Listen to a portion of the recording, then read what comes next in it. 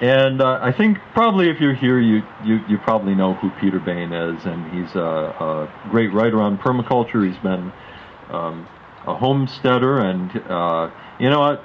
I'll let him say anything else that he wants to say, if that's okay. And Peter Bane. Thank you, Michael. Great to see you all out here. Glad we waited this long so everybody had a chance to make it. When Michael called me up and asked me to come to talk to the Southern Michigan Permaculture Mixer, it was an obvious yes, because my partner Keith Johnson, who's over there on the spokeshave, and I are moving to Montague from Indiana. And we've got a foot in each camp, and we're on the bridge crossing over. But this is an important commitment for us for a lot of reasons. So I had to think about what I wanted to say, because I knew it would be a mixed up crowd, right? I mean, we're all mixed up, aren't we? You all are pretty knowledgeable, many of you, and collectively probably know a lot more than I do. So, you know, I didn't want to come in here and just talk on technical subjects, which tomorrow we will do a little bit. We'll talk more about what the design of the homestead really rests on and how we can optimize it. But I wanted to talk a little bit more reflectively about permaculture, as for people who are already in it, up to the knees or up to the eyebrows, and see if we can't be a little more strategic in our thinking. So that's what this is about. And I titled it Permaculture and Our Role in the Emerging Economy. So some of you will get the logic here, and maybe the rest of it will all become clear. We had a wake-up call about 7 years ago with the economy doing a major hiccup. But Michigan's been in hard times because of deindustrialization for a long time. So everybody's, economic situation has been shifting. Some people are holding on a little better, and others have got cut loose and flowed down river and had to grab onto the willias, as my grandparents would say. Grab onto the willias, when you're floating down the stream. Otherwise, you're lost. So what are you going to be making into your willias? That's the question for us. So there's four questions here that arise for this reflection, and we're going to take a little bit look about what permaculture was about. And the past tense is important there because there's a point of origin. All systems have a point of origin, like trees sprout, right? So all systems have a point of origin, and permaculture has one too. And it was this conversation between Bill and David. Bill Mollison, David Holmgren, Australians, two different generations. Teacher, student, innovators, social critics, angry man, curious youngster, all of that dynamic. And you've heard some of the stories, and maybe we'll share a few more. But we want to ask what permaculture was about. In other words, where were we coming from, and what have we accomplished? And then we're going to wrap up the end of this talk with a discussion about what's needed in our communities and what we individually can bring, how each of us can help to meet those needs. Because the origin of permaculture was a response to the situation we find ourselves in now, and that people are waking up to with at various rates. Like there's trouble here in River City, and it's spreading, and we don't know. Many people don't know what the origin is. They don't really understand the story. The story is fairly simple.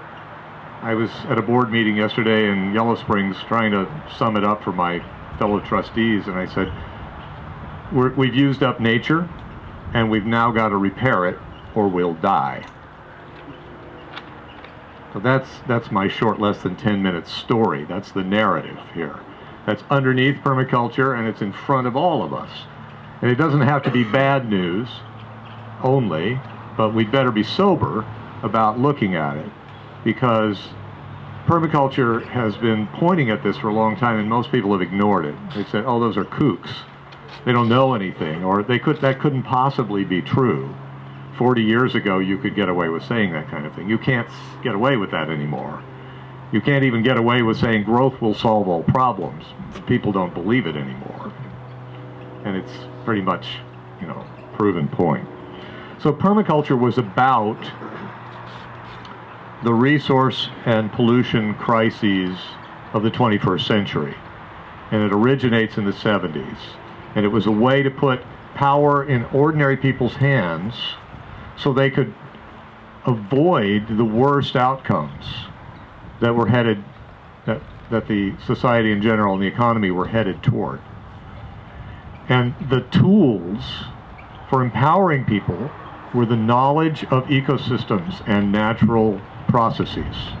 The science of ecology, which had been laying under a rock since the late 19th century, which was holistic, which was integrative, which looked at many things at the same time together and evaluated the dynamics of change. That's something science up to that point had barely begun to scratch at. But nobody knew anything about this except wildlife biologists. They kind of used it to evaluate interactions between predators and prey and plants and animals, and so it was waiting to be discovered. And then the 60s hit, environmental crisis, lots of us gray hairs, young kids then, stirring things up, all full of it, full of oats. And we needed an answer, and these answers were there to be found. So there's a lesson right there. One of the things is, when there's a crisis, whatever ideas are laying around will get picked up. That's Milton Friedman, by the way. He's the originator of that quote. So let us take heed from the guy who made book in the last 40 years. We want to make book in the next 40 years. So we've got to have our ideas laying around everywhere, like in Gibbs' house, for people to see and say, oh, I could do that. That makes sense. Or maybe not that, but this one's good. Whatever ideas are laying around. So we're in that crisis. We're 40 years into that crisis. We were warned about it. It's arrived. And everything's kind of out of whack. So this is where permaculture has come from.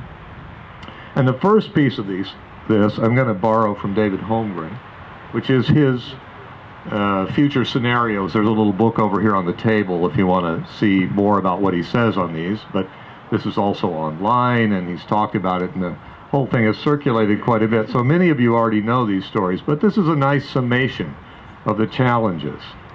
Like, we've got, I can't really see the screen, but I can see it a little over here. We've got two axes of energy and resource use with population and pollution increasing as you go up, and historical time moving to the right.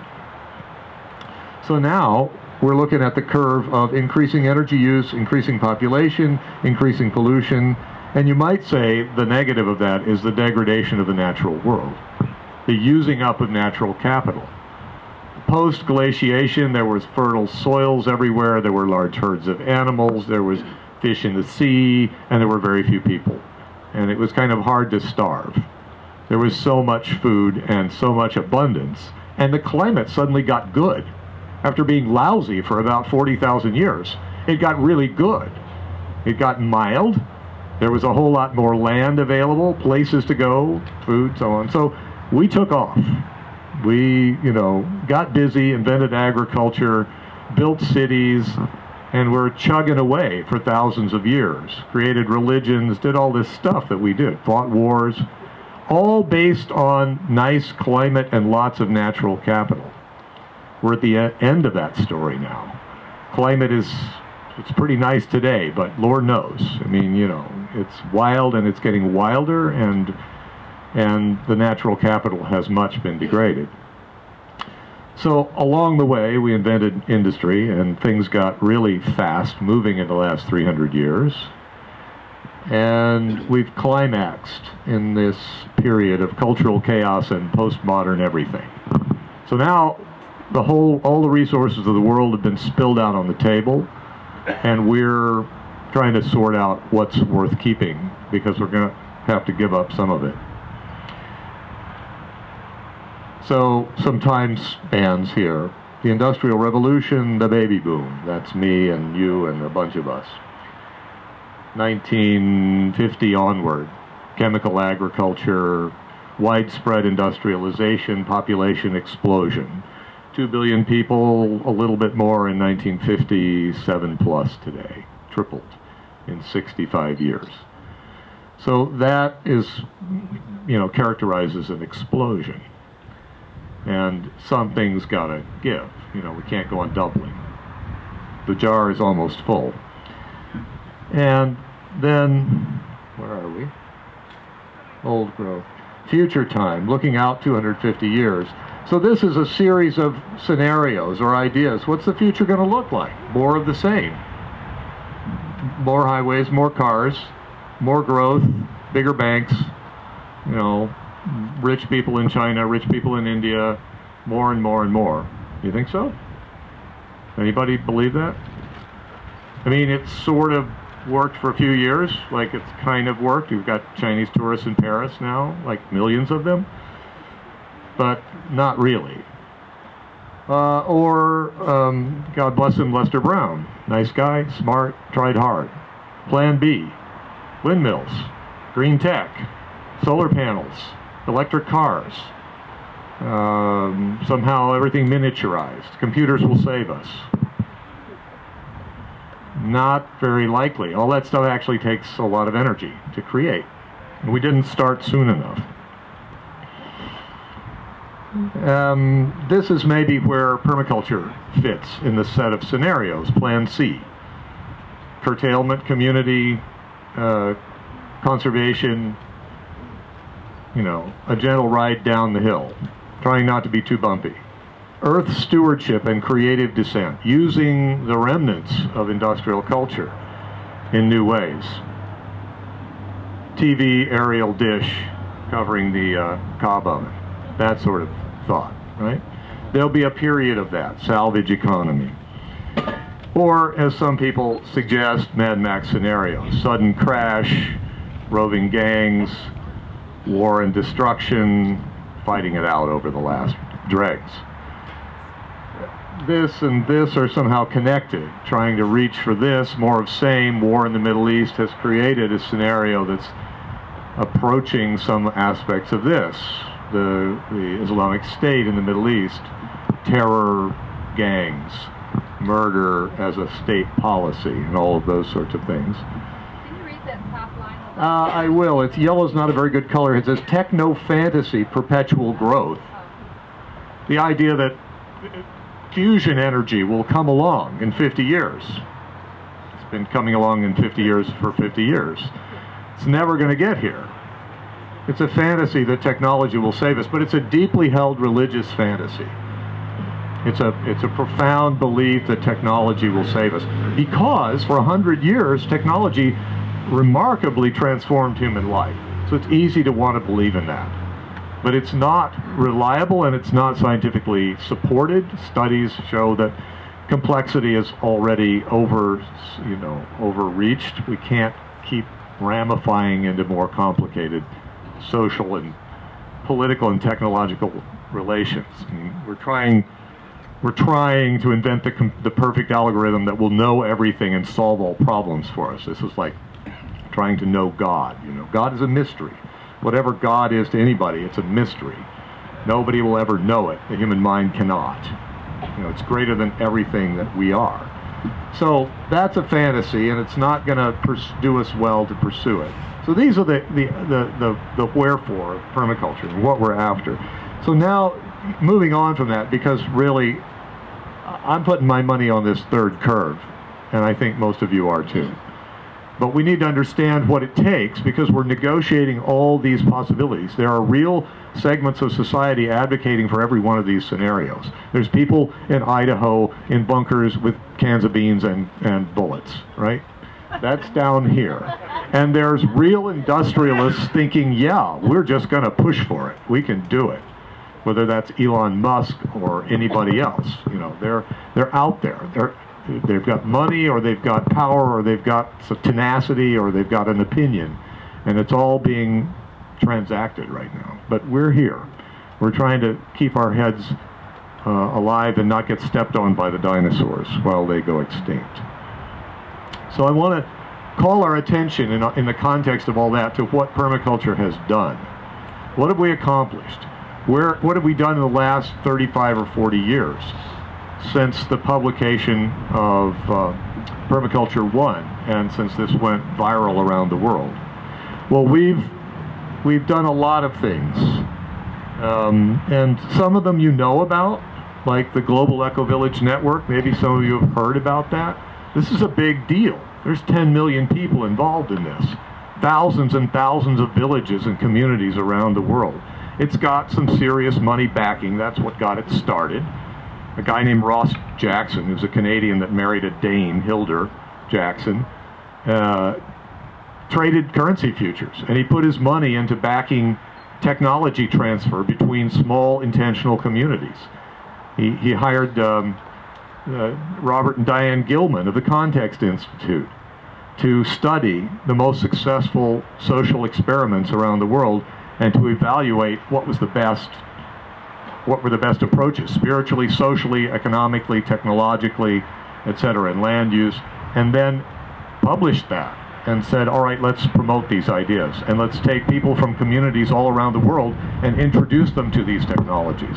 Well, one of those things in that big umbrella was permaculture. All the people involved in the Global Eco Village Network initially were permaculture teachers and senior people.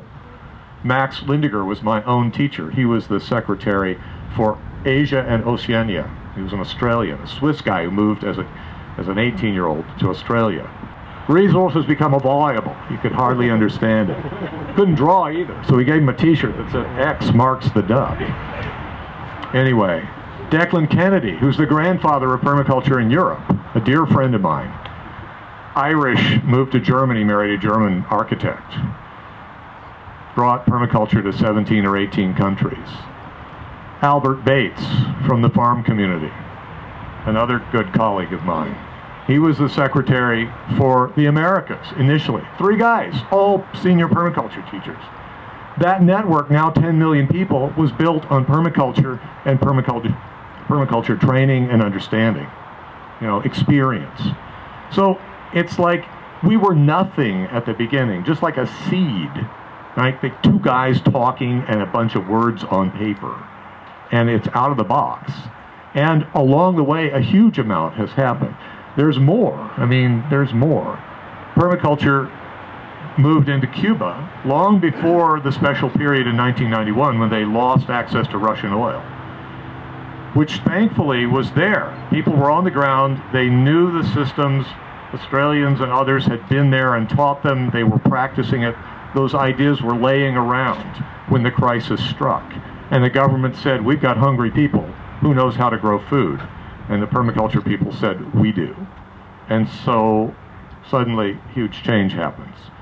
So the same thing in a different scenario happened in Vietnam, where a few permaculture teachers came in, introduced these ideas about agriculture, which were compatible with the polyculture traditions of the tropical living people in Vietnam and Indochina. And the government said, this is a good idea. Print 150,000 copies of this, translated into Vietnamese. Give it to every extension agent. Send them to every village. So permaculture, a lot of this has to do with the work of Rosemary Morrow, who's a Quaker Australian teacher and author of several books over here. We've taken over the agricultural policy of whole countries, not by revolutionary means, simply by being smart and available at the right time, and the conditions and willingness. So you see some of this. What's Seattle doing up here? Well, Seattle is kind of an epicenter of permaculture in North America. The Permaculture Institute of North America got started there the very first time back in the 80s. And a lot of the early teachers in permaculture were members or supporters of that organization. And, I publish a magazine, or used to publish a magazine until recently, over there on the table, Permaculture Activist. It was the house newsletter of the Permaculture Institute of North America out of Seattle for years, until I inherited it, sort of, from the editor. That institute closed down in '89, not for lack of money, but for lack of enough people to sustain an organization. But before they did, and maybe because they did, they put on the second International Permaculture Conference and Convergence, and 600 people attended from around the world. We had famous pictures in our archives of Wes Jackson, Bill Mollison, and Masanobu Fukuoka, doing the see no evil, hear no evil, speak no evil dance with their hands, and visiting sites and so on. That was an important occasion. Well, some of those people went in their careers, trained in permaculture, into local government, particularly into areas of waste management. So the reason that, some of you may know this, the reason that Seattle and that region leads the country in percentage of material recycled is because permaculture people got in and designed those programs 30 years ago. And so we all take recycling as somewhat for granted. That's the epicenter of it. Permaculture is underneath that. We've done these revolutionary things that nobody knows about. So it's important for us to be able to claim our own heroes and hold ourselves up and say, yes, in a world of collapse, in a world of craziness, in a world of junk bonds and speculation and crazy capitalist ideas and pollution, we're doing something really positive and profound. And we've just gotten started. We're only like 4 decades into this. This is not much. The founders are still alive. We haven't even turned over very many people into the grave. And we're still making headway. So that's important. So I mentioned Permaculture Institute of North America, and it's risen again, and I'm part of that board, which is now trying to put some structure around our education system, which has been pretty Wild West, free-ranging. That was good when we were in our seedy phase, and now we're getting a little bit taller and we need to be a bit more orderly. So we're setting out some standards for people of practice and teaching. And not in any sense that we can control anything, but only that we're going to hold the flag up and we're going to see who rallies around it. I have more to say, and I have documents to share about all that. So these are some of our accomplishments. The symbol, the crest of Australia is there because we got into the parliament in Australia as well. Permaculture understanding has moved through society in ways that most of us haven't seen or haven't had acknowledged. I would say it's probably also in the parliament in Germany, but we don't, I can't name names for you. We've published books. These are just some familiar ones. But, these are people who started out. I mean, Dave Jackie started doing permaculture when he was 21 years old in 1981.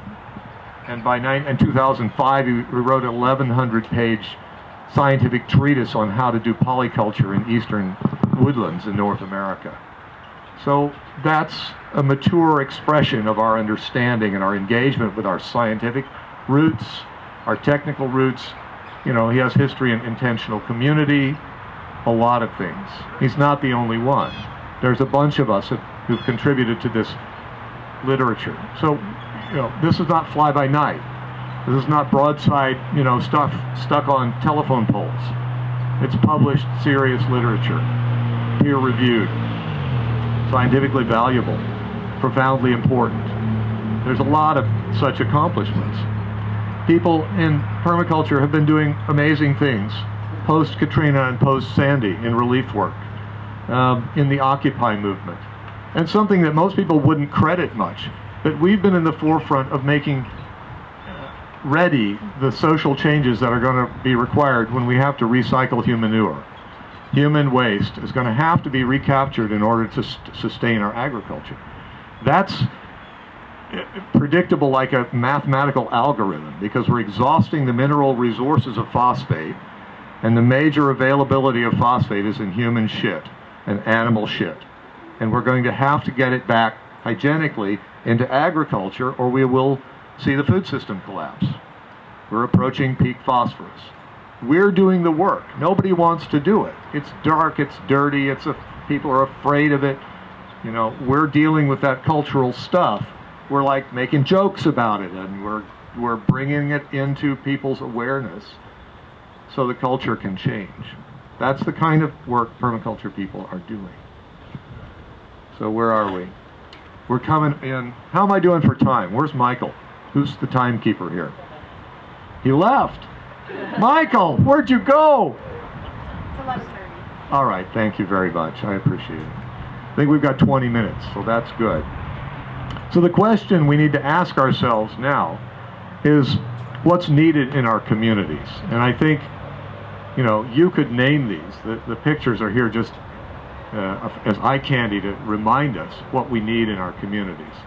Sometimes we have these things already and don't appreciate them. Other times we have to help create them or point to them. You know, what are we seeing? You know, like we need water management. We need farms. We need energy. What's in the upper corner there? I can't even see anymore. Housing. Education, sharing, you know, microclimate. We need hoop houses. All of us who live in cold climate need hoop houses. We need to grow under glass because we can't count on getting our food from California that much longer in the winter. So these are basic things. Who's going to do them? Farms, forests, markets, power generation, business incubators, currency, water management, local food in schools and hospitals. All these things. These are all the frontiers of work right now. Try to get our local organic food into the school systems, into the hospitals, so kids and people who are in poor health can recover by eating healthy food. It's so basic. Yeah? Yeah. And yet it's being doubted and resisted, and it's hard because you got to have enough at the right time, and you got to learn market logistics, and that's where we are. I mean, that's one of the fronts. It's one of many fronts. Currencies. We need local currencies. Nobody has any local currencies much, and yet we do, but we don't acknowledge them. What's local currency? Well, one of the really great examples of a local currency, and one that I think should inspire us all, you may know or you may not. Who's heard of the Brazilian city of Curitiba? Okay. Well, if you haven't, the book by Amory Lovins and Natural Capitalism, Paul Hawken, has a chapter by Bill McKibben on Curitiba. It's a great read. It's 30 pages. Find it at the library and read it. The things they did there are totally and completely amazing. As an example of large-scale permaculture design, they're unexcelled in the world, and they're being copied all around. The big thing that's magical that they did was created a rapid transit system very quickly for a city of 2 million people using buses. And, you know, there's a lot of details about it, but one of the things they did was a private partnership, private-public partnership. So these are basically a bunch of architects who got appointed as political figures in the city during the military government in Brazil. And they'd all been in the university together talking about the ideas of liberation theology and urban reform, think Christopher Alexander, and how we could help everyone in society progress together, socialism more or less, you know, low key. And then they get appointed by the military government to run the city, and they don't have any money. So what are they going to do? They got power of ideas. Well, the real engine that changed everything was they built a system of rapid transit using buses and taking streets over and redirecting traffic one way, this way, and that way. And they did really smart things, like they had the city acquire all the development rights along all the routes, so that as buildings were built up and improved because of new transit opportunities, the property values rose and the city got that money. But one of the things they did, and this is the point and the connection to currency that we can learn from, they created a system whereby private operators ran the bus companies, and there were many bus companies, but they rewarded those bus companies by paying them based on route miles served. So the farther your buses drove, and the more places they went, the more you got paid. It didn't matter how many people were in the buses. They didn't get paid based on the number of people they hauled. They were based on the number of places they went. So, what this did was create excess capacity. And the city can retain the authority to issue all the tokens. And they built all the stations. They built the stations for buses just like stations for subways, where you walk up the platform, you drop your token in the slot, the turnstile opens, and you go, and the bus pulls up, and the doors open, you walk in. The driver is no longer fumbling over money and collecting fares. He's just pulling into the station, getting the people on, and pulling out. Every 90 seconds downtown, another bus. You don't have to wait. More people ride the bus than drive cars, and Curitiba has the highest level of car ownership in Brazil. More people travel with the public transit in Curitiba than in the New York City subways and buses combined every day. 2 million people. The city issues those tokens. The city made its own currency. See, because there's always unused, unoccupied seats in the buses, and that's the key about currency. There's always some resource not being exploited fully. They monetized it. They made little tokens, right? Now they've got a currency. No legal issues with the Bank of Brazil. They just issue transit tokens. No big deal. People do that all the time, right? But now they have more than they can use. They got all kinds of seats on all the buses, all over the area, going out into the country, coming right to the center city. They take those tokens, they start paying poor people who have no jobs to pick garbage up, to clean up the canals, to clean up the downtown. And those tokens go from being bus tokens to being wages. And then the city, which has influence over the schools, makes them available to pay for school books. And then they work a deal with the grocery chains so they can be used to buy food substances. And then, you know, one thing leads to another. They put to work the poor people who had no jobs, doing a needed job, using unused capacity in the bus system, and they parlayed that into a currency that ran all over the area and was served. People believed in it. Everybody rode the bus. The token was as good as money. It was as good as coins or dollars or reales or cruz, right? We can do the same. We can do the same with currencies in our community. Anything that's not being used can be monetized and circulated. And the more widely it's accepted, the more widely it's recognized, the more valuable the currency will be. We will need those things because dollars are already scarce, and they may be scarcer in the future. All right. Some ideas, some things to mull on. So the question then, how can each of us help? Where am I going here? Forests, more forests, currencies, and so on. We're all going to have a place in this. There's three broad areas that I see that we need to focus on and work toward, which is capacity building. And that has a number of aspects. One is our personal set of skills. What do we know? What can we do? And what can we bring to the table? There's also building of social capital, which is networks of people, who you know. Not just what you know, but who you know. So it's all the things that you know and all the people that you know. And then some things like tools and facilities, so that we can amplify our labor and our efforts.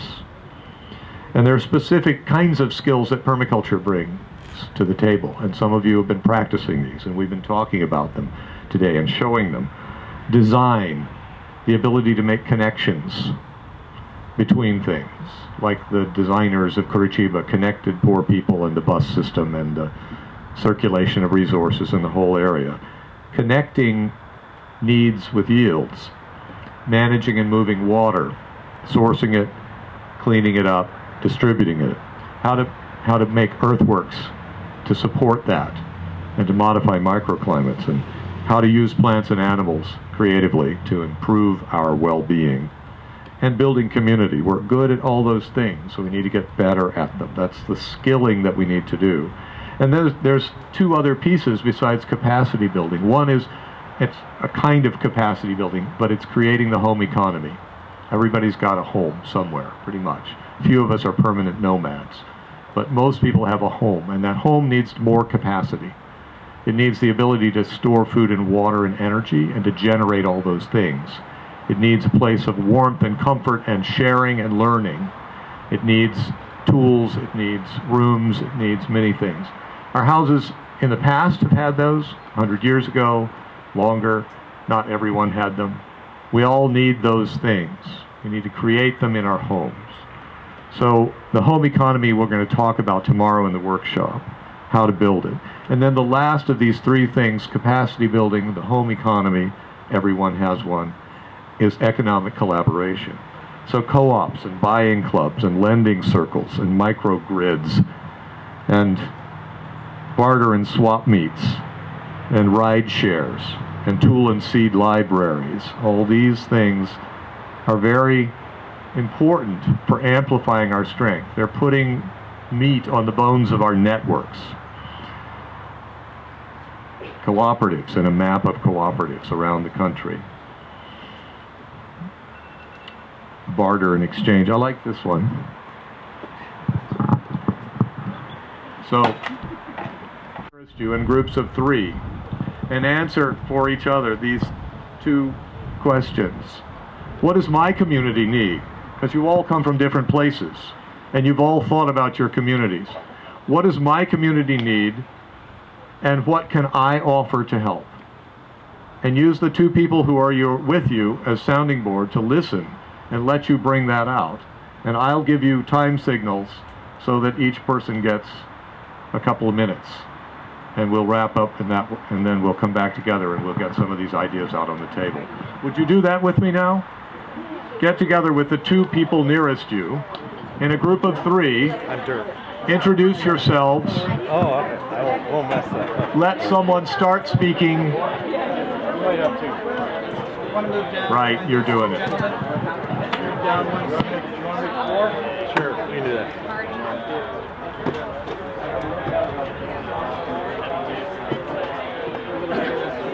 I'm Jeff.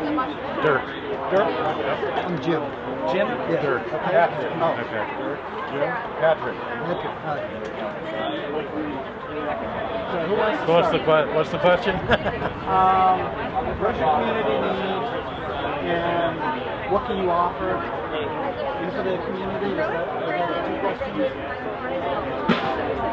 Are we from the same community? I'm from Columbus, Ohio.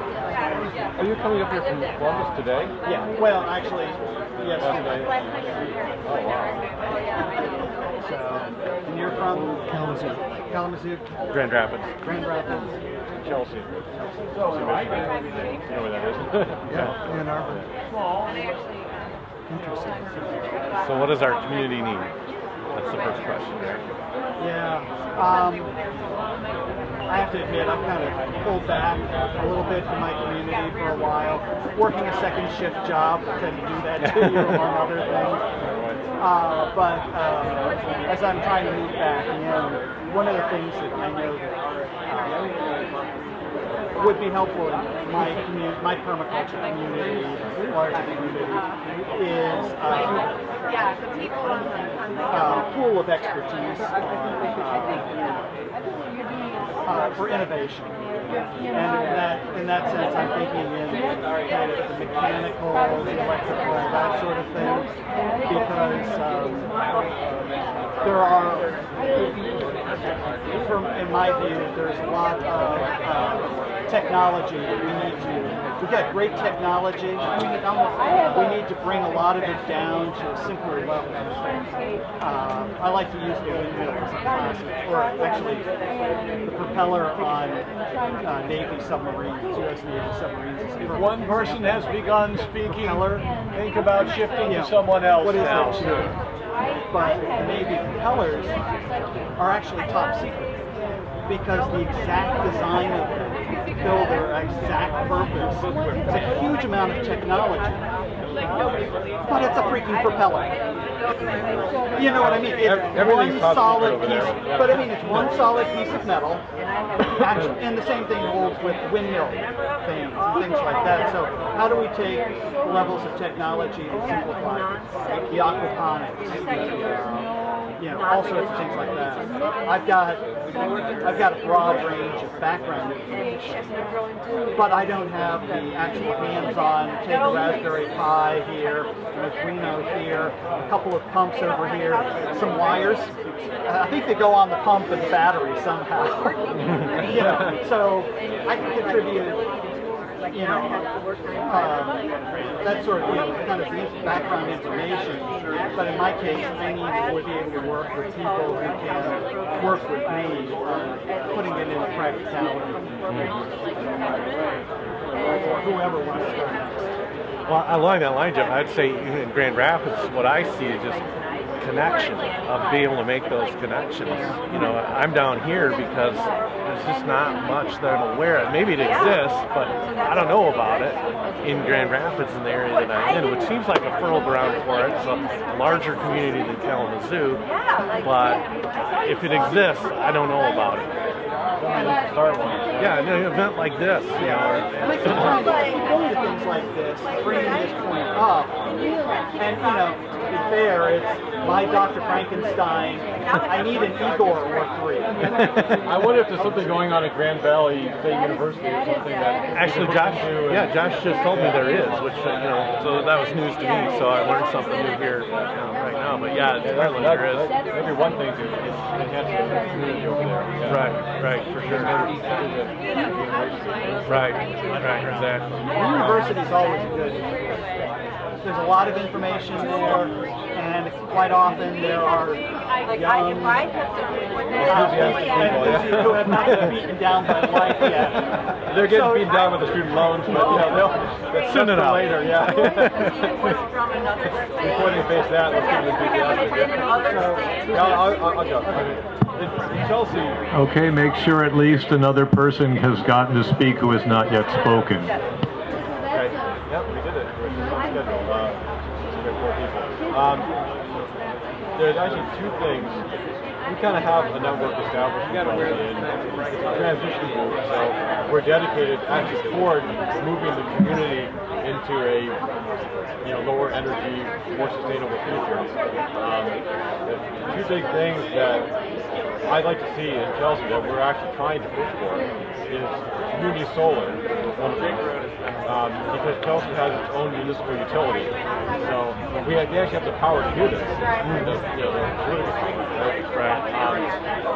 And we're making progress with the city council officials, but we're facing a lot of challenges because it's something new, and we've got to just mix up opinions and everything, and trying to find the right location for it, and all this legal issues.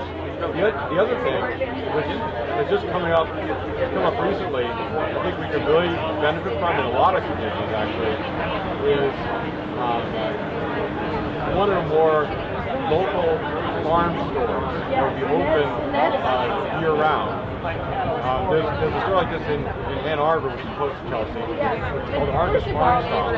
The guy who started that store 1 year ago came in and talked to our group on Monday.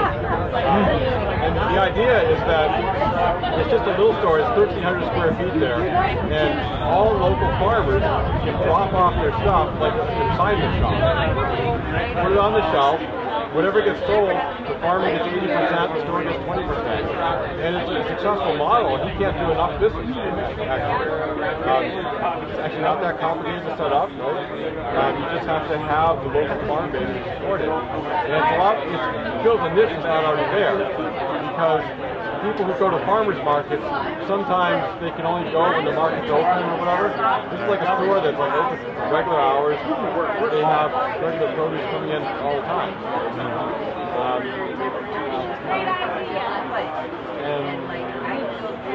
We need an eco-village too.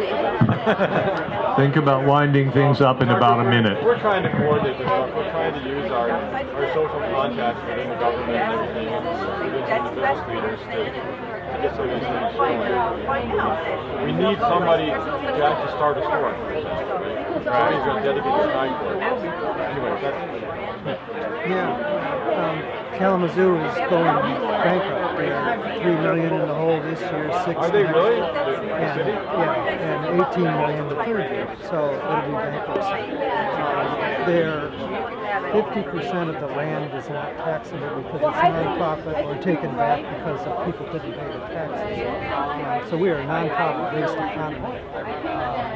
All the government and businesses and nonprofits all think in silos. In other words, what do I need to keep myself? All right, if I could ask you all to focus back into the large group, put your attention forward, please.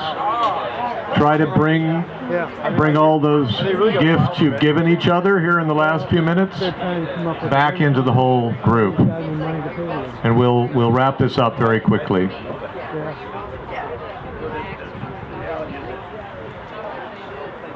It's always a risk to invite people to open up because there's a lot in here to share.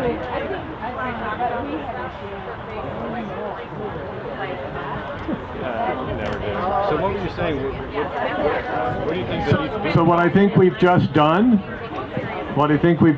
is prove to ourselves once again that we're very leaderful and capable people. And there's a huge wealth of resources amongst us. We all have ideas that are not yet heard enough, and we need to give expression to them. There's opportunities waiting to be created and seized to bring forward these gifts to our communities, to empower them and to help create the permaculture landscape and the permaculture society of the future, to bring that future forward to us. Tomorrow, and if you're interested, see Michael Hogue at his house, which is a great little example in central Kalamazoo of homesteading. We're going to do a one-day workshop on designing and creating the resilient homestead, the local economy, very local, hyper-local. If you're interested and already have a permaculture design course, I'm doing an advanced design course in Akron, Ohio, November 8th to 13th, and there are flyers up here on the table. Please come and investigate or talk to me about it. It's going to be a very good event. We're going to do some major revisioning for the city of Akron. Suburbs, farms, central city projects, team design, all the skills I've mentioned here we're going to amp up. If you're already practicing permaculture, we can assist and move you to the next level. If you haven't got a PDC yet and you're interested, Keith and I and Rhonda Baird will be starting one in the west suburbs of Chicago on October 22nd, 3 weekends. So you can get details on it here with this postcard. And I'm involved with a group helping to support education and networking in the region. We've founded the Great Rivers and Lakes Permaculture Institute, and there's flyers here on that to find out what we're up to. I'm glad to talk to anybody about any of those things. Those are my gifts, offers. The books are over here. See me if you're interested in anything. Would like to take not so many of them back home with me, so help out. And I would just invite some feedback at this point from the exercise. Paul. I have a question. Is there anybody who's teaching any courses on building a rocket mass? I don't know of any. Is anyone doing one in Michigan or nearby states that anyone is aware of yet? Usually about 2 to 3 a year end up popping up between the natural building project. It's usually one that they'll do one in Ohio somewhere, and also in the surrounding studio in Oxford, I believe they've done one there. I can't remember, but yeah, there's a number of different places. Do you put those events up on the portal? Yeah, I have. Yes. That's Brian Metz speaking back there, if you don't know him, and he runs with Milton Dixon the Great Lakes Permaculture Portal. Yep, and we also have a Facebook group, which is Great Lakes Community Portal. It's more up to date on events and things that are happening because it's much easier to update Facebook. So get on it. Part of the group.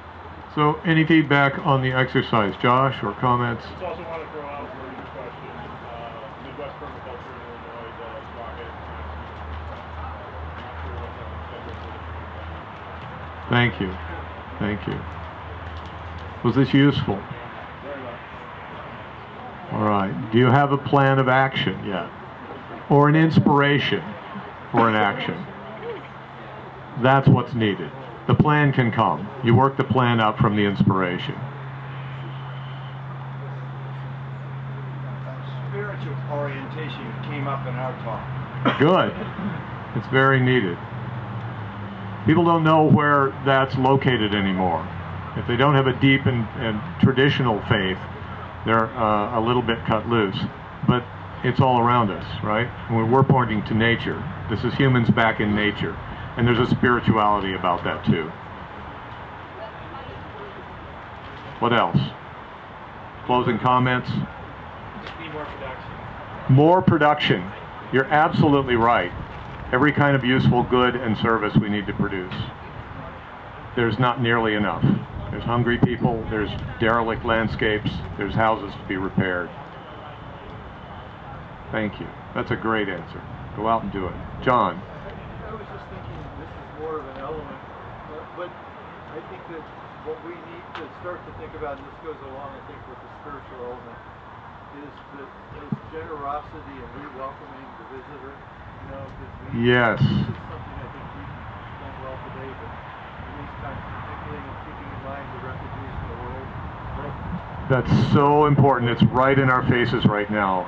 I came from Yellow Springs, and one of the proposals brought spontaneously to the board by a community member was, we would like to resettle 10 Syrian refugees in our community. Can you help? And we said, yes, we'll help. We don't know how to do that yet, but we'll figure it out. But it's not just that. That's a reminder. As we become a less mobile society with less available energy, we're going to have to set a greater value on honoring the traveler and welcoming the person from somewhere else. Because those people will be carrying valuable seeds of culture and literal seeds that we need. And so that value will have to be heightened. Thank you for that, John. Here in the second one. Kind of the wandering souls, the teens and those that are just kind of not sure what they want to do, and they're just out there, and they feel they need that sense of community and work ethic. That's a life cycle thing that happens to everybody in that age bracket, and we need to recognize it and accommodate it. People have to go slightly crazy and leave home to find themselves, and that means they have to find other homes. So we need to be welcoming to those youngsters. Here. I just have a question. I noticed one of your slides had a picture of wind turbines on it. Yes. Did you see some future in a mixture of green tech? Oh, absolutely. I'm not saying we shouldn't build windmills or put up solar panels. They're important. It's like throwing planks out on the river as we're trying to get across. They may sink and we can't stand on them, but we have to get to the next place. So that's how I view these as transitional technologies. For the next few decades, they'll have a great deal of importance to us. We just can't hitch our whole cart to that horse. Somebody else. Here, you had your hand up. One of the members of our group mentioned that in Grand Rapids there's a lot of expansion and building going on. Yes. A lot of stores popping up. And there's also like rainwater gardens and so forth. And at the same time, wouldn't it be nice if there were food forests that were Yes. part of the community planning? Yes, this needs to become standard operating procedure, just like every school needs a garden and a greenhouse. Right? This just needs to be like, well, of course. Well, of course. And how are we going to do that? Thank you. Brian. Fun things about Grand Rapids, I lived there during the flooding stuff, but they have some of the best blueberry plantings and mulberries around the city that are just there already. So urban foraging is a thing that you can absolutely do without Grand Rapids. It's a good start, and then the next step is guerrilla grafting and planting, and then more deliberate efforts in parks, on street margins, and so forth. We will make all of our landscapes edible. So we will start invisibly and grow to become unstoppable. To the person from Grand Rapids that was talking about the forests in the urban settings, I know one of the urban foresters personally from Grand Rapids, so if you want to come talk to me, I can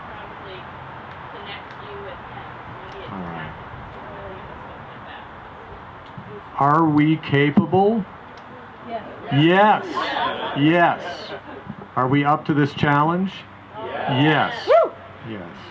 And there are many more than us under the tent and outside the tent. And we need a bigger tent. Okay. I'm done. But we're not done. Lots to do. Thank you.